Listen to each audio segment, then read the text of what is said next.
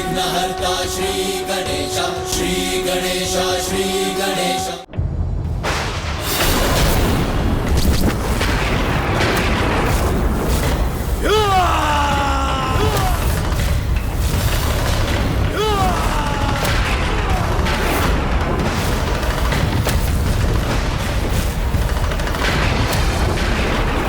प्रणाम प्रभु, मुझे क्षमा करें, मुझे आपके आगमन का आभास ही नहीं हुआ।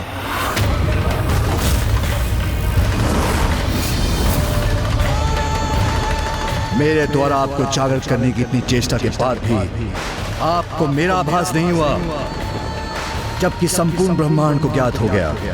पृथ्वी के और सौर मंडल के कण कण तक मेरे डमरू का स्वर पहुंच गया, किंतु वो स्वर आपके कानों को भेद नहीं सका। यहाँ तक कि वैकुंठ में स्थित श्री हरि नारायण और देवी लक्ष्मी को भी मेरे यहाँ होने का आभास हो गया, किंतु आपको नहीं हुआ।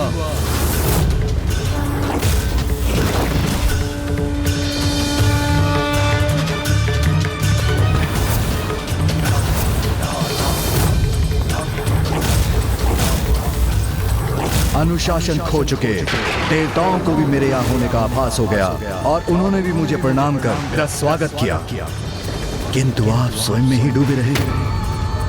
प्रतीत होता है देवताओं में अभी भी व्यवहारिक अनुशासन शेष है, किंतु आप नहीं, इसलिए आपको उसका दंड अवश्य प्राप्त होना चाहिए।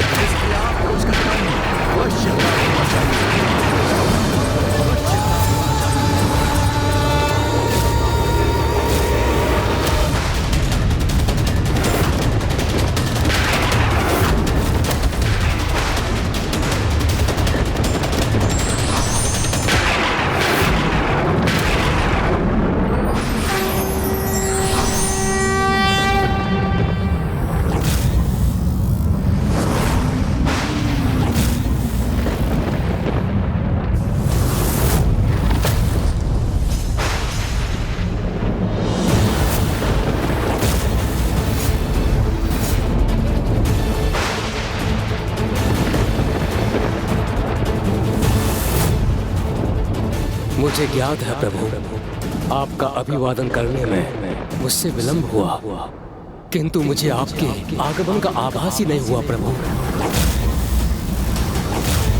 इस भूल के लिए आप जो भी दंड मुझे देना चाहें, मुझे सहर्ष स्वीकार है। यदि इस भूल के लिए आप मेरा शीश मेरे तन से विलग करें, ये भी मुझे स्वीकार है प्रभु।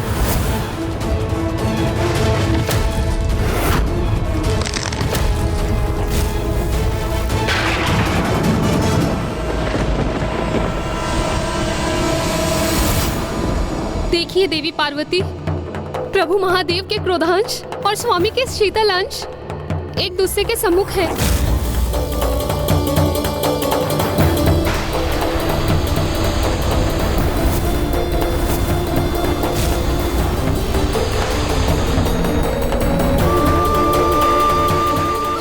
अब तो कुछ कीजिए देवी, क्योंकि मेरे स्वामी की शीतलता भला प्रभु महादेव की ज्वाला का सामना कैसे करेगी।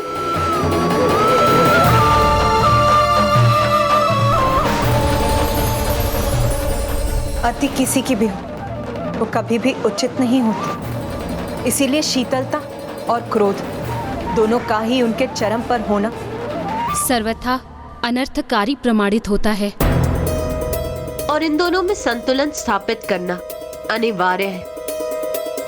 और संतुलन तो भ्राता श्री हरि नारायण का ही स्वभाव है, और भ्राता नारायण ही प्रभु महादेव का क्रोध शांत कर सकते हैं। भ्राता नारायण प्रभु महादेव का क्रोध शांत कर सकते हैं।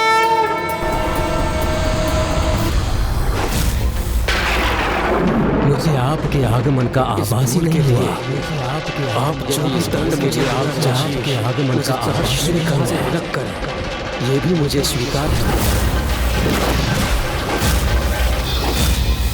मैं अचंभित हूँ ब्रह्मदेव, एक तो आपसे एक बहुत बड़ी भूल हुई है और फिर भी आप मेरे समक्ष शांत और शीतल होने का प्रयास कर रहे हैं। आपके द्वारा ऐसे आचरण से तो स्पष्ट है कि संसार से अनुशासन संपूर्ण रूप से मिट चुका है, जिसका आरंभ आपसे ही होता है। इसलिए नियम और अनुशासन के पालन हेतु एक बड़ा उदाहरण प्रस्तुत करने के लिए मैं आपको शापित करता हूं। मैं आपको शापित करता हूं।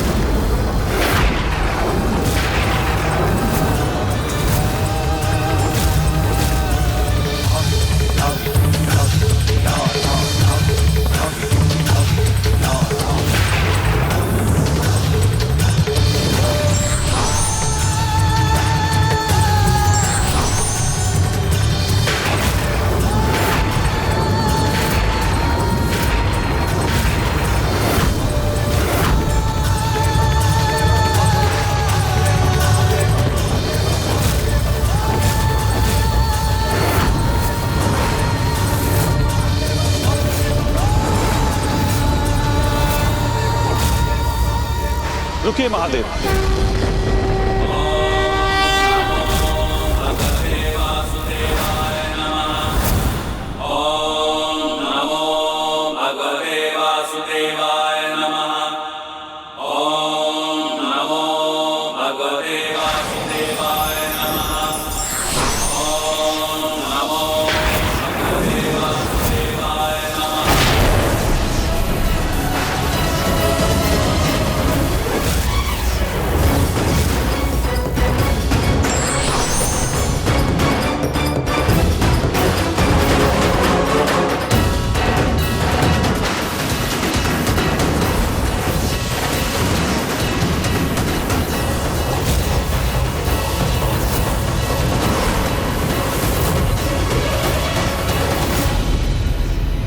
देखिए देवी सरस्वती, मैं भ्राता श्री हरि नारायण के इसी संतुलित अंश का उल्लेख कर रही थी।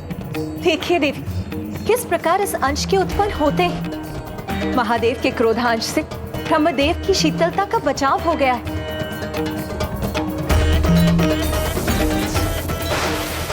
और महादेव ने भी अपने क्रोधांश पर नियंत्रण स्थापित करना आरंभ कर दिया है।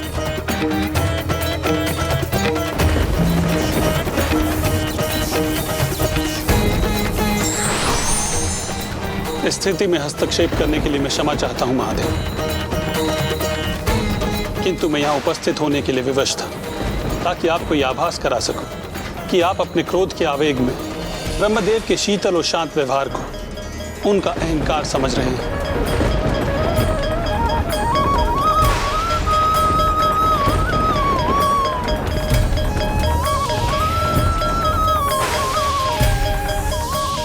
क्षमा कीजिए ब्रह्मदेव, किंतु मैं आपका भी ध्यान इस ओर इंगित करना चाहता हूं कि आपके शांत और शीतल स्वभाव से ऐसा प्रतीत होता है कि इस पूर्ण घटनाक्रम से आपको कोई प्रभाव ही नहीं पड़ा। महादेव का आपके लिए प्रतीक्षा करने के लिए विवश होना और उनका क्रोध दोनों को अनदेखा कर दिया आपने। किंतु यही नियत भी था, क्योंकि हमारे अवतारों को माता अनुसुईया के संतान के रूप में अभी प्रकट होना शेष।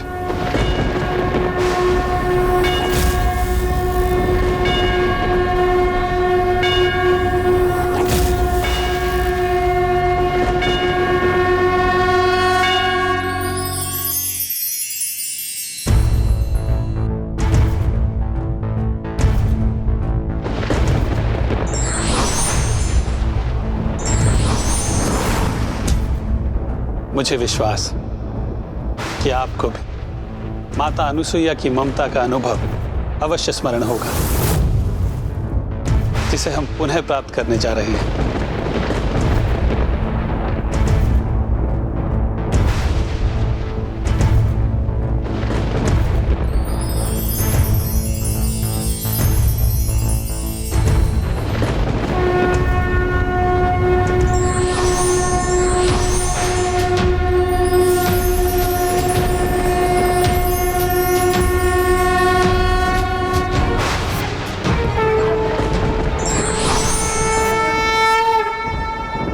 हमारे अंशों को तो उत्पन्न होना ही था, अब माता अनुसुईया द्वारा उन्हें प्राप्त करने का समय आ गया है, जिससे हम अवतार ले सकें।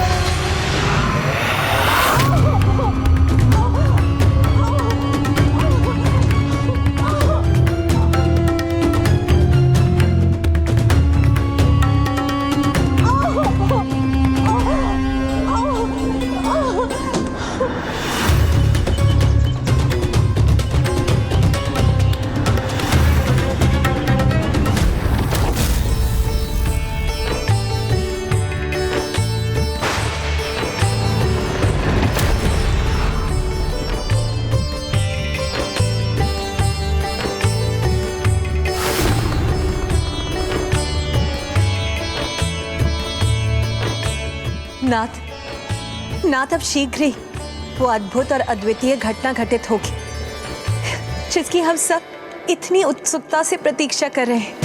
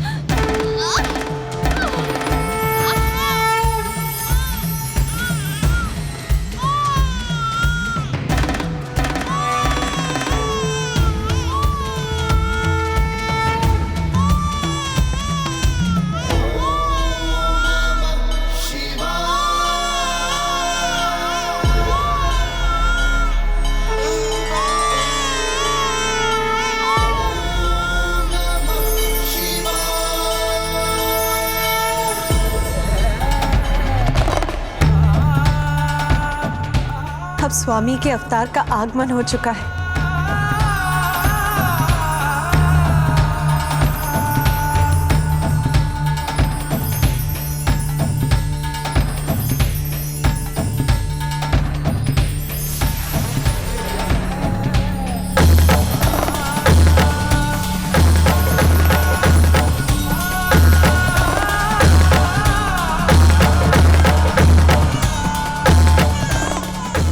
एक और शिशु।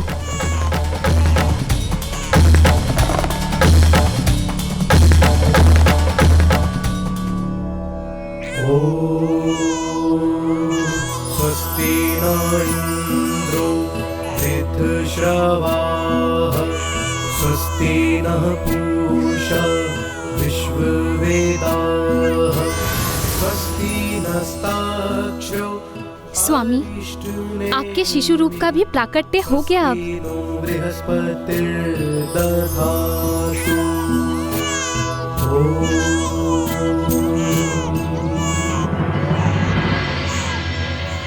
कितना दिव्य और सुंदर स्वरूप है इस शिशु का देवी।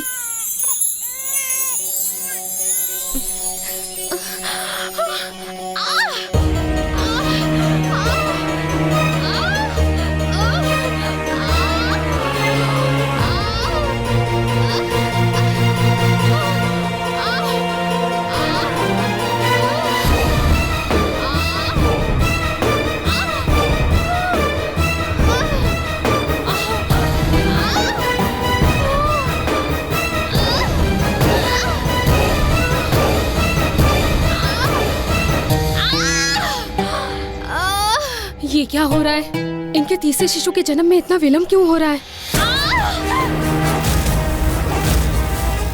स्वामी, आपके अवतार के जन्म में ऐसी बाधा क्यों उत्पन्न हो रही है?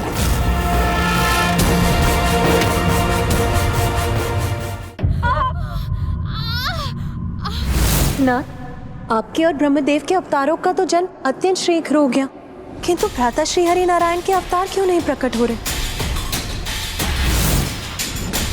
स्वामी, इस विलंब का कारण तो मुझे भी ज्ञात नहीं।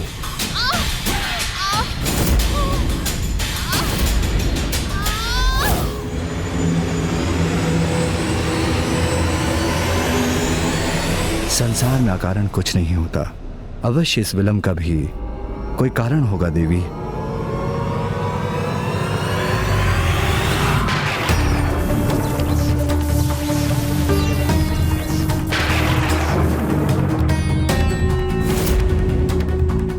महादेव के क्रोधांश से मेरा बचाव करते समय श्री हरि नारायण के अंश का कुछ हास तो हुआ था।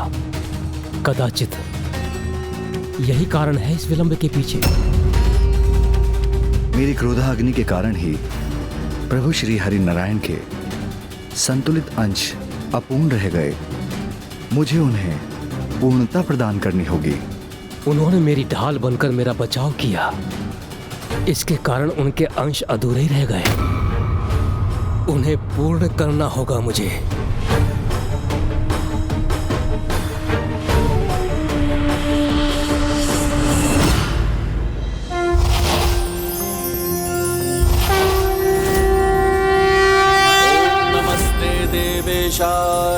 सुरासुर नमस्कृताय भूत भव्य महादेवाय हरित पिंगल लोचनाय बलाय बुद्धिरूपिणे वैयाघ्रव संचदाय रणयाय महादंशिणे कालाय महेश्वराय पुष्पदंताय विभागाय मुखाय सर्वहराय हिरण्यश्रवसे द्वारिणे भीमाय भीम पराक्रमाय ओम नमो नमः।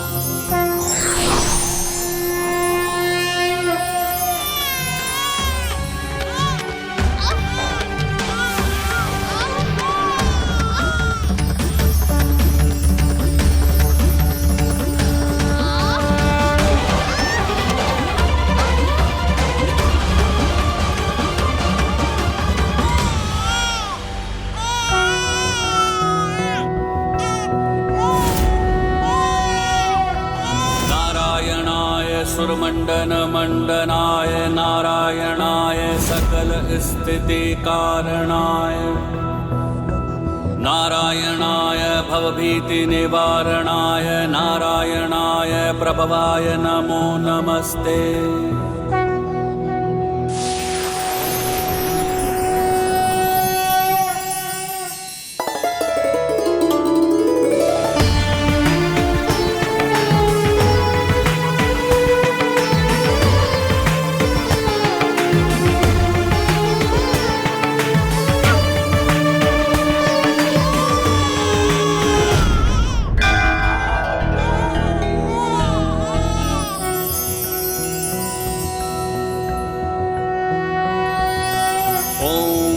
देवासो दिव्येकादशस्त पृथ्व्या मध्येकादश। मैं धन्य हुआ, प्रभु की कृपा से मुझे दिव्य और अद्भुत पुत्रों की प्राप्ति हुई है।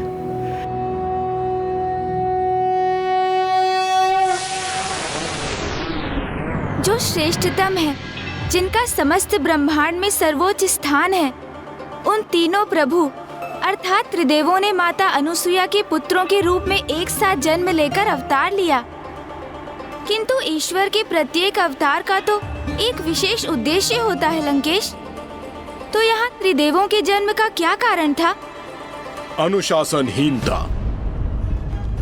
सामान्य रूप से मनुष्य अनुशासनहीनता को इतना महत्व नहीं देते। उनके अनुसार तो वो एक छोटा सा विकार ही होता है। तो लंकेश, फिर अनुशासनहीनता के कारण सृष्टि पर इतना बड़ा संकट कैसे उत्पन्न हो सकता था, जिसका सुधार करने एवं पुनः अनुशासन स्थापित करने हेतु स्वयं प्रभु महादेव को अवतार लेना पड़ा? गौरी पुत्र, अनुशासनहीनता तो सभी बुराइयों की जड़ है, जो अनेक रूपों में प्रकट होती है, जिनमें से एक है समय को लेकर अनुशासन ना होना, जिसके कारण मनुष्य प्रकृति के विपरीत आचरण करते हैं।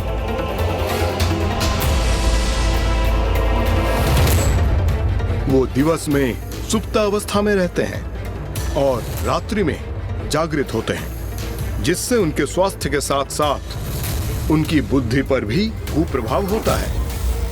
और प्रकाश रहित रात्रि का गहन अंधकार तो अधर्म को ही जन्म देता है। गौरी पुत्र, अब मैं आपको बताऊंगा अनुशासनहीन आचरण के कारण। एक मनुष्य के किसी भी कर्म को करने के 4 मुख्य प्रेरणा स्रोत होते हैं, अर्थात इच्छा, वासना, आशा और तृष्णा। सभी नकारात्मकता की ओर बढ़ते जा रहे थे, जो सर्वथा अनुचित है, जिसके कारण मनुष्य धर्म विरुद्ध व्यवहार करने लगे, जिसका एक बहुत बड़ा उदाहरण है अयोग्य वंशजों द्वारा अपने ही परिवार के वरिष्ठ सदस्यों और योग्य राजाओं का वध कर उनके सिंहासन पर स्थित होना।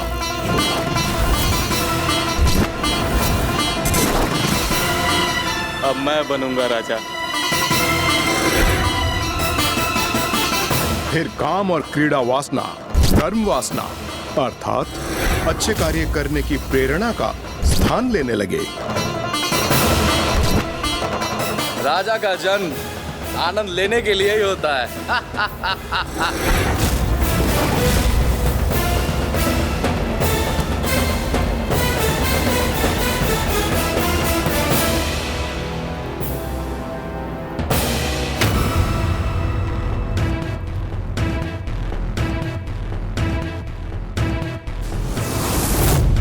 कठिन श्रम से उत्पन्न आशा का स्थान एक भ्रामक आशा के भाव ने ले लिया, जिसके अनुसार मनुष्यों के मन में यह मान्यता स्थापित हो गई कि कर्म किए बिना ही उन्हें फल प्राप्त हो जाएगा, जिसके कारण संसार में आलस्य बढ़ने लगा। मुझे मेहनत करने की क्या आवश्यकता है? मेरी भूमि पर तो अच्छी फसल स्वयं ही उत्पन्न होगी।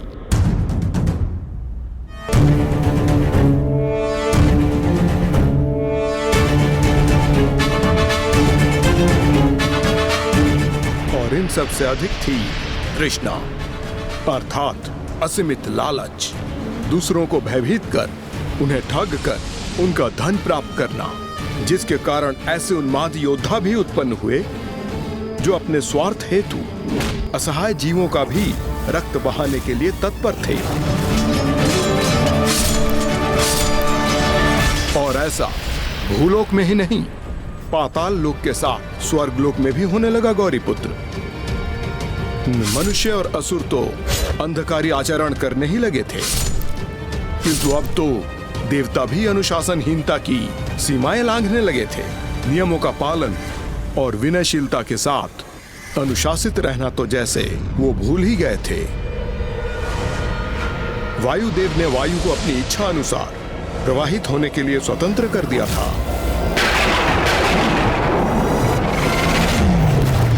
वरुण देव ने भी अपने जल को अनियंत्रित छोड़ दिया था। सूर्यदेव इच्छा अनुसार ही प्रकट होते, डूबते अथवा प्रचंड होते। यहां तक कि देवराज इंद्र के मनोदशा के अनुसार ही ऋतु निर्धारित होने लगी। जब वो प्रसन्न होते थे तब वर्षा होती थी, और जब वो दुखी होते थे तो सूखा पड़ता था। प्रभु, हमारी रक्षा कीजिए। प्रभु, हमारी सहायता कीजिए। वो और उनके सहयोगी देवता समय, नियमों और अपने दायित्वों का अनुशासन भूलकर मदिरापान और स्वर्ग के अप्सराओं के नृत्य के आनंद में डूबे रहने लगे।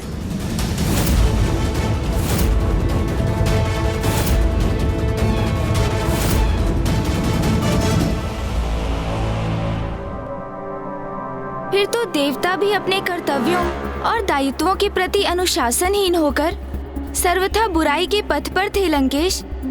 इसलिए सबसे बुरा भी उनके साथ ही होने वाला था। गौरीपुत्र,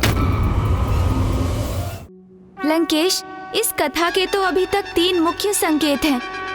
प्रथम, मानव, दानव और देवताओं को इसका ज्ञान भी नहीं था कि अनुशासनहीनता के कारण त्रिलोक अव्यवस्था एवं विनाश की ओर बढ़ रहे थे और शीघ्र जगत में अनुशासन स्थापित करने की आवश्यकता थी।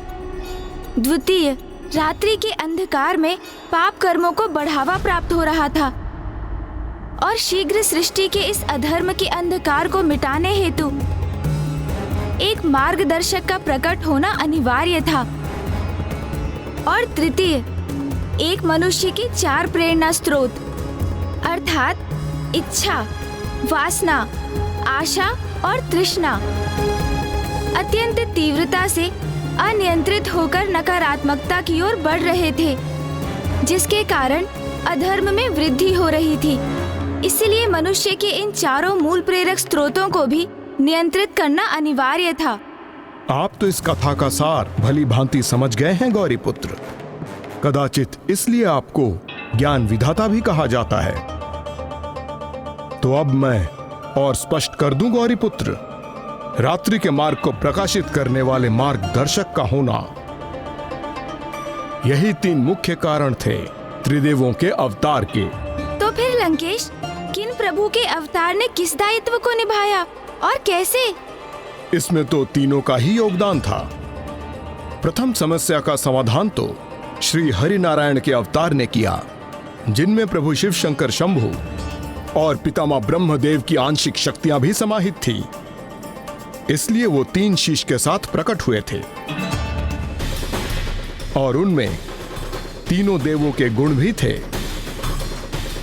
तब तो वो अवश्य प्रभु दत्तात्रेय ही रहे होंगे। प्रभु दत्तात्रेय तो योग गुरु होने के साथ गुरुओं के भी गुरु थे, जिन्होंने स्वयं ही समस्त शिक्षा और ज्ञान प्राप्त किए।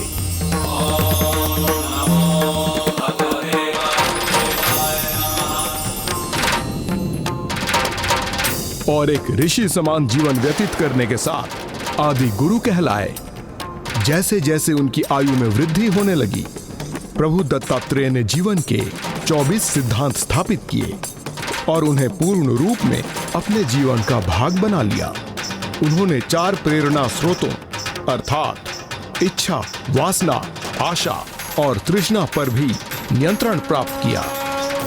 योग गुरु होने के नाते उन्होंने संसार को भी यही सीख दी कि यदि मनुष्य स्वयं को संतुष्ट रखना सीख जाए तो वो इच्छा, वासना, आशा और तृष्णा के वश में होने के स्थान पर स्वयं उन्हें अपने वश में रखने में सक्षम हो जाता है। जो 4 श्वान प्रभु दत्तात्रेय के निकट दिखाई देते हैं, वो मनुष्य के इन्हीं 4 आंतरिक प्रेरणा स्रोतों के ही द्योतक हैं और उनके निकट गौ माता की उपस्थिति पंच तत्व एवं संतुष्टि की प्रतीक है। तो इस प्रकार प्रभु दत्तात्रेय ने अनुशासन के पथ पर आने वाली प्रथम बाधा को दूर किया। और दूसरी बाधा का निवारण किया। मेरे पितामह प्रभु ब्रह्मदेव के अवतार ने माता अनुसुईया के दूसरे पुत्र प्रभु ब्रह्मदेव के अवतार और कोई नहीं, स्वयं चंद्रदेव ही हैं।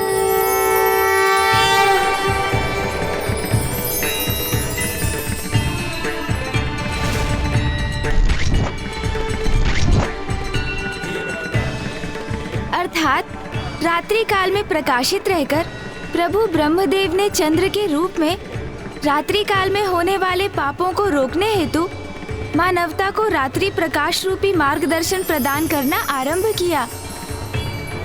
अनुशासन विहीनता से उत्पन्न अशुद्धताओं को चंद्र और प्रभु दत्तात्रेय ने दूर किया, किंतु अभी भी वास्तविक समस्या तो शेष ही थी और उसे दूर करना प्रभु शिव शंकर शंभु के अवतार का दायित्व था, जिन्होंने दंड देकर मनुष्य में नियमों की अवहेलना करने की प्रवृत्ति को सुधारना आरंभ कर दिया। और उनकी इस कठोरता के कारण उन्हें ऋषि दुर्वासा के नाम से सभी जानने लगे। ऋषि दुर्वासा के नाम से सभी जानने लगे। ऋषि दुर्वासा, जो अनुशासन और क्रोध के पर्याय थे।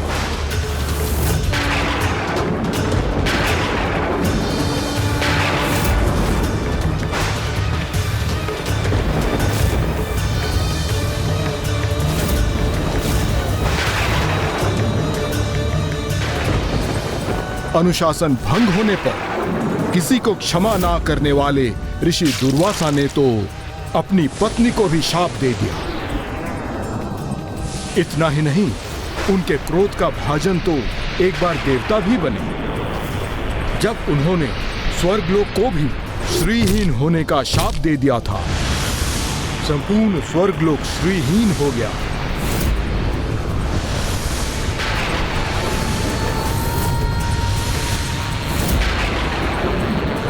और इसी शाप के कारण देवी लक्ष्मी ने वैकुंठ धाम का त्याग कर दिया।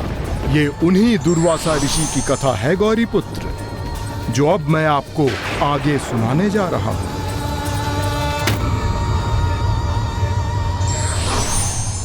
जिस प्रकार आवश्यकता पड़ने पर प्रकृति अपनी रिक्तता को स्वयं भर लेती है, उसी प्रकार ईश्वर भी समय समय पर संसार की रिक्तता को अपनी लीलाओं से भर देते हैं।